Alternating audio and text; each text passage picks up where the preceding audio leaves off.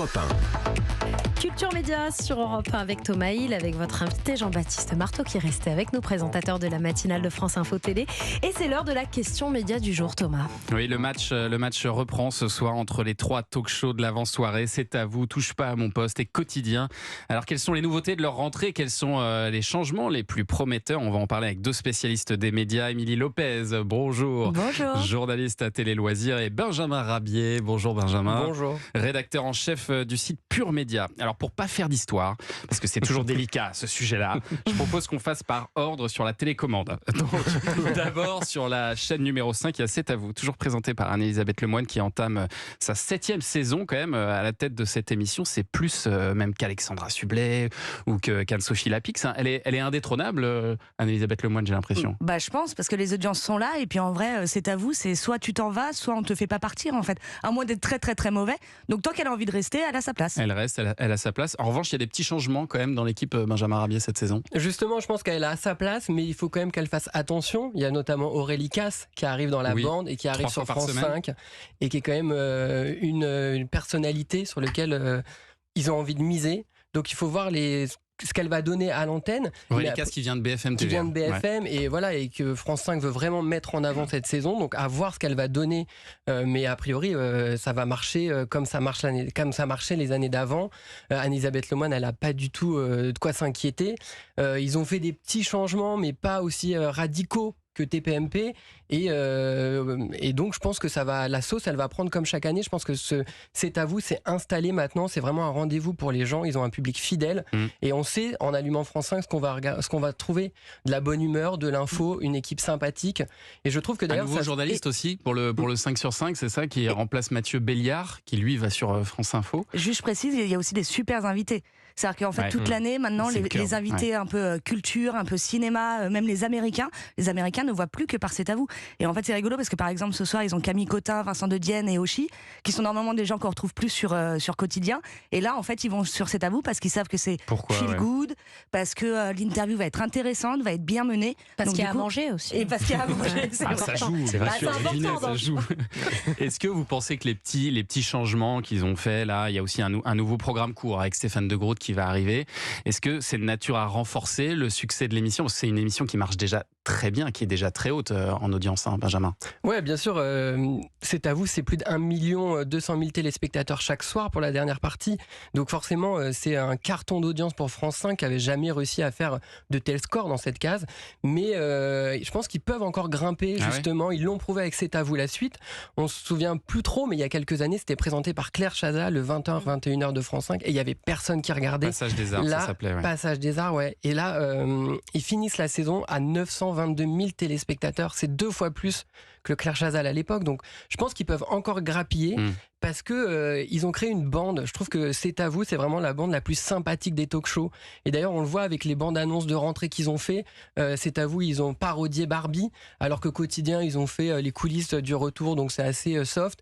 Et TPMP, ils ont parodié une allocution d'Emmanuel Macron. Je trouve que voilà, la bande de C'est à vous, c'est la plus sympathique. Et je avec pense qu'ils un petit atout aussi cette saison, c'est qu'ils vont prolonger cette deuxième partie jusqu'à 21h05. 21h05 normalement, c'est ce qui est annoncé. Bon, on sait que ça dépasse toujours un peu, mais moins sur C'est à vous que chez les autres. Et en fait, c'est pas mal parce que ça permet de gagner des téléspectateurs qui sont les gens qui attendent que le prime commence. Ils vont grappiller quelques personnes. Et c'est vrai que c'est attrayant aussi pour ça, parce qu'en fait, on sait que l'émission s'arrête à 21h05. Donc si tu zappes, tu vas pas rater le début de ton programme sur TF1 ou sur France 2, à l'inverse des autres talks qui finissent à 20, 25, voire 30, voire plus tard. Ouais, mais il faut expliquer aussi que les autres talks, justement, ils communiquent souvent sur ces dernières minutes, ce dernier quart d'heure. Hein. Oui, parce que tout le monde se précipite en fait, on attend, on a fini de dîner, parce qu'a priori on n'est pas censé trop dîner devant la télé, les nutritionnistes n'aiment pas trop ça, et donc en fait on se met devant la télé, on commence à zapper, et on attend en fait le prime qui a juste derrière. Donc il y a de plus en plus de gens, c'est la période où il y a le plus de gens à la télévision. Allez, on continue à parler de cette rentrée des talk-shows quotidiens dans un instant sur Europe 1, on revient. Europe 1. Vous écoutez Culture Média sur Europe 1 jusqu'à 10h avec Jean-Baptiste Marteau, présentateur de la matinale de France Info TV, et la question média du jour, Thomas Hill. Mais oui, on parle depuis tout à l'heure de ces talk-shows qui font leur rentrée ce soir, TPMP, Quotidien et C'est à vous, et c'est le moment où je vais vous demander de vous mouiller un petit peu, Jean-Baptiste Marteau. Lequel des trois regardez-vous? Forcément, je suis très fan de C'est à vous. T'es sûr? Non, mais c'est pas que je Vous suis l'avez complètement présenté. Oui, j'ai fait pas mal de remplacements. oui. C'était à vous dans la bande, effectivement, notamment en remplaçant Patrick Cohen ou Mathieu Béliard au 5 C'est sur ça. 5. Non, mais c'est vrai que c'est un super compromis. Je trouve qu'à la fois, il y a une bonne ambiance, on retrouve un peu le côté convivial des matinales, et c'est hyper sérieux, parce que quand même, sur le fond, on aborde des sujets parfois très pointus, des invités qui sont aussi là, comme d'un certain niveau, et après, vous avez la déconne avec Bertrand Chameroy à la fin. Donc, je trouve qu'il y a- J'imagine que vous jetez un coup d'œil aux deux autres quand même. Évidemment, je suis fan de télé, donc je zappe, je regarde tout, j'essaie de tout écouter, un peu trop d'ailleurs. Une petite préférence entre Quotidien et TPMP? Plutôt quotidien, parce Plutôt que quotidien. je retrouve le côté aussi un peu actu, news que j'aime bien, notamment sur la politique. Alors justement, TPMP avec Cyril Hanouna propose pas mal de changements cette année. Déjà, un élément qui devrait renforcer peut-être son virage vers l'actu, c'est qu'il y a maintenant une émission consacrée aux médias juste avant Touche pas à mon poste, Benjamin Rabier. Oui, Pascal de la Tour du Pin arrive à partir de demain pour présenter Épave, donc une émission de médias. Elle aura 2 chroniqueurs, ils vont a priori débriefer l'actu média, l'actu télé. Donc c'est un changement radical parce qu'à la base, Touche pas à mon poste, ça parlait de télé et maintenant, ils ont, comme vous le disiez, ils ont pris un virage sociétal, ils parlent beaucoup de faits divers. Donc c'est ça le gros changement de la rentrée et surtout c'est le nombre de nouveaux chroniqueurs Ah oui, ça, on va annoncés. en parler. Mais d'abord, ce rendez-vous, paf, là, ça rappelle un peu ce que faisait Camille Combal ou même Julien Courbet à une époque, Émilie Lopez. Non mais du coup je suis bien Vous placée connaissez ça? je connais bien parce que vous y participiez. voilà, j'ai été chroniqueuse et même red chef de C'est que de la télé qui était juste avant. Et en fait non, parce qu'en fait dans C'est que de la télé on faisait du sociétal. Donc c'est ça qui est assez rigolo, c'est qu'avant TPMP on faisait du sociétal et TPMP faisait de la télé. Ouais. Et maintenant c'est l'inverse, la télé va être au moment de PAF et le sociétal sera dans TPMP. Donc moi j'ai un peu hâte de voir quand même. J'ai un peu hâte de voir parce que déjà j'aime beaucoup Pascal de la Tour du Pin. C'est étonnant comme choix, non? Ouais. Ça vous a surpris, j'imagine aussi, Benjamin Rabier? Venant de Émilie Lopez. H2O, enfin venant de C8 ou venant de L? Venant de Pascal VFM, Lopez. c'est un vrai virage C'est dans un sa choix carrière. surprenant, c'est vraiment une des surprises du mercato et je pense que pour elle c'est un vrai risque dans sa carrière, mais pour eux c'est une super recrue qui va crédibiliser l'information de C8. C'est vrai que TPMP, il y a eu beaucoup de polémiques l'année dernière, notamment sur le traitement de l'actualité. Elle vient de BFM avec un CV qu'on connaît tous, forcément elle va crédibiliser ce qu'ils vont dire à l'antenne, un peu comme des recrues comme Jacques Cardoz. C'est vraiment les meilleures recrues de la saison pour moi pour crédibiliser C8. Oui, c'est vrai qu'il y a énormément de nouvelles recrues. Alors c'est vrai, il y a souvent beaucoup de recrues au début de Touche pas à mon poste, au début de la saison. Après, il y en a certains qui ne font qu'une émission, mais bon, ça c'est un peu le jeu. On va donner quelques noms quand même de tous ceux qui débarquent là. Alors on a Evelyne Thomas qui arrive, on a Alex Good, on a Moundir, on a Ninon de Chavannes, la fille de Chavannes, donc du coup, forcément, comme son nom l'indique. On a Ségolène Royal aussi, ça c'était la grosse Ça, c'est incroyable, surprise. Ségolène Royal dans TPMP. Bah surtout que ce qui était rigolo, c'est qu'au début ils l'ont annoncé, enfin le Parisien l'a annoncé, Ségolène Royal a dit bah non c'est pas vrai, puis en fait finalement c'était vrai. Donc voilà, ça nous a beaucoup amusé nous les journalistes médias cet été, ce petit oui mais non mais en fait si finalement je vais venir. Donc oui, comme le disait Benjamin, ça crédibilise le côté sociétal de TPMP. Encore une fois, moi je suis très média, donc j'ai vraiment hâte de voir PAF, mais je pense qu'il y en a certains qui vont s'en sortir. Après, ce qui était rigolo, c'est que tous les ans, effectivement, il y a des nouveaux. Nous, on faisait une photo de classe à l'époque quand j'étais à TPMP, et en fait, au fur et à mesure des jours, on barrait les gens qui n'avaient même pas fait une seule émission. Là, à l'inverse, je pense que ceux qu'il a recrutés, il va vraiment les faire travailler, donc ça, c'est plutôt cool pour eux. Donc il va y avoir quand même pas mal de monde sur le carreau, parce que ça fait du monde là, dans la liste que vous venez de nous annoncer. Oui, c'est vrai. Oui, parce qu'à un moment, autour de la table, c'est un peu limité. Après, le il y a eu nombre des de départs, il y a eu pas mal de départs. Alors justement, les départs. Il y a eu des départs importants cette année, Benjamin. Justement, Rabier. il y a eu 2 historiques, Mathieu Delormeau, Benjamin Castaldi. Donc ça va être une des interrogations de Touche pas à mon poste. Est-ce que les nouveaux vont réussir à se faire une place? Parce que là aussi, c'est quand même une bande qui est installée depuis très longtemps avec Valérie Benaïm, Géraldine Maillet, des gens qui sont très connus.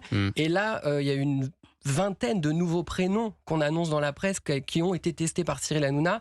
Je suis assez curieux de voir le mélange des genres, moi. C'est ça qui me fait un peu peur dans cette rentrée de TPMP. Entre un Jacques Cardoz et une Zaya, entre un Moundir et un Ségolène Royal. Il a même testé Moon, une candidate d'une télé-réalité d'Amazon jeudi dernier. Donc je me demande vraiment à quoi va la force ressembler. de ce programme, justement, de rassembler des gens qui ont parfois rien à voir entre eux. Voilà, vous m'ôtez les mots de la bouche. Je rappelle qu'à l'origine, Géraldine Maillet, elle a été mannequin et elle est aussi romancière, autrice. Elle a écrit des super bouquins d'ailleurs. Valérie Benaïm, c'est une super journaliste. Et effectivement, à côté de ça, il va y avoir un peu plus des trublions. Ou même Jean-Michel Maire, qui était grand reporter, je vous rappelle, à l'origine, avant qu'il parle de toutes ces soirées endiablées. On verra qui tiendra toute la saison. Un petit tour sur la 10 aussi. TMC, nouvel habillage, nouveau générique pour Quotidien, dont la formule ne devrait pas trop changer, théoriquement, à la rentrée. Une nouveauté néanmoins, l'arrivée de Jean-Michel Apathy, qui aura sa rubrique et le jingle qui va avec, c'est important pour Quotidien. C'est une bonne idée, selon vous, de le recruter, Benjamin C'est Rabier? étonnant parce que Quotidien, c'est quand même une émission qui cartonne sur les moins de 50 ans, qui attire beaucoup les jeunes. C'est quand même une bande de trentenaires parisiens autour de la table. Et là, la nouveauté de la saison, elle a 64 ans quand même. Il faut quand même le rappeler. Donc je me demande, est-ce qu'il va trouver sa place dans le ton quotidien? Parce qu'on le connaît tous, Jean-Michel Apathy, il a à peu près fait toutes les chaînes de télé. Est-ce qu'il va réussir à s'intégrer dans le moule quotidien? C'est la question de la rentrée, parce que pour le coup, eux, c'est la force tranquille. Il y a très peu de nouveautés. Il y aura beaucoup de nouveaux visages, mais du niveau des reporters. Donc voilà, la seule nouveauté de la saison, c'est Jean-Michel Apathy. Et est-ce qu'il va réussir à prendre la patte quotidien, quoi? Et on peut s'interroger justement là-dessus. Est-ce que c'est pas un peu léger comme changement? Est-ce que pour un talk-show, il ne faut pas plus de nouveautés à chaque rentrée pour aussi faire en sorte que les gens ne s'habituent pas trop à un système qui tourne en rond, attention, il y a quand même un nouvel habillage. Non. Pardon, je suis mauvaise. Non, moi je suis très contente pour Jean-Michel Apathy parce qu'effectivement la table de quotidien, on a l'impression de voir des bobos parisiens entre eux, et donc du coup je trouve ça bien qu'il y a quelqu'un de plus vieux avec un peu plus d'assises qui arrive. Le gars a commencé quand même sa carrière, j'avais 3 ans, donc il a quand même quelque chose à leur apporter, je pense. Après il joue sur la stabilité, ils ont un peu raison, l'année dernière ils ont fait des super scores. Ça marche. C'est le talk show le plus suivi des 3, la dernière partie, plus de 2 millions de téléspectateurs l'année dernière, ça ne fait que grimper, donc en fait c'est la force tranquille, ils arrivent en leader, ils se disent on change pas la formule parce qu'elle a marché la saison dernière. Les gens qui, un peu comme C'est à vous et un peu comme TPMP, on sait ce qu'on va regarder quand on allume la 10 en fait. Donc en fait ces 3 talk shows aujourd'hui, ils sont très installés, et c'est pour ça qu'en fait leurs audiences, elles sont stables quasiment sur un an, voire elles progressent. C'est plus les autres chaînes qui doivent s'inquiéter à mon avis, genre par exemple l'Access d'M6 qui est quand même en difficulté depuis quelques semaines. C'est eux qui vont devoir faire gaffe au talk show cette saison. Oui, et puis ils vont avoir un nouveau concurrent cette année. Alors la personne de Laurent Ruquier qui va être entre 20h et 21h. Il y a Pascal Praud aussi qui sur cette heure-là marche très très fort. Ça va être rude entre 20h et 21h la concurrence. Mais ça va être un carnage. Ça va être un carnage. Ça va être assez drôle justement de voir où vont les gens, où restent les gens, si les valeurs sûres sont toujours là. Là où je suis d'accord avec Benjamin, c'est que je pense que ça va grappiller sur tout ce qui est TNT, et c'est M6 qui va vraiment vraiment morfler. De toute façon, pendant tout l'été, ils ont eu du mal aussi avec leur accès, alors qu'il n'y avait pas encore de grosse concurrence. Donc je pense que la rentrée va être compliquée pour M6. Si vous aviez un petit pronostic à faire, attention, on est enregistré, je vous diffuse ça à la fin de la saison. Dans 6 mois. Voilà. Qui a des risques de baisser cette année, ou est-ce que vous pensez qu'ils vont tous progresser? Benjamin Rabier.